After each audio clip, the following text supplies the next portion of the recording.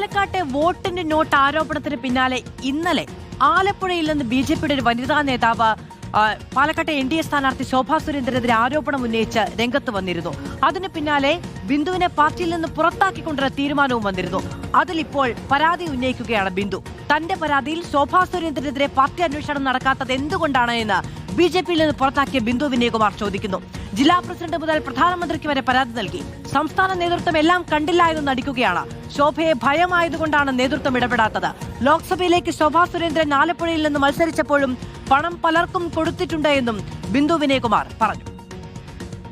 ആലപ്പുഴയിലെ വേണ്ടാത്ത സംഭവങ്ങളെല്ലാം നടക്കുന്ന സമയം തൊട്ട് ആലപ്പുഴ ജില്ലാ പ്രസിഡന്റിനും സംസ്ഥാന പ്രസിഡന്റിനും നാഷണൽ പ്രസിഡന്റിനും നരേന്ദ്രമോദിക്ക് വരെ ഞാൻ ഇമെയിൽ അയക്കുകയുണ്ടായിട്ടുണ്ട്. ശോഭ എന്നെ ഭീഷണിപ്പെടുത്തിയത് എന്തുകൊണ്ട് അന്വേഷിക്കാൻ സംസ്ഥാന നേതൃത്വം തയ്യാറാകുന്നില്ലെന്ന് തന്നെയാണ് എന്റെ ചോദ്യം. ഒരുപക്ഷെ ശോഭയെ ഭയമായതുകൊണ്ടായിരിക്കും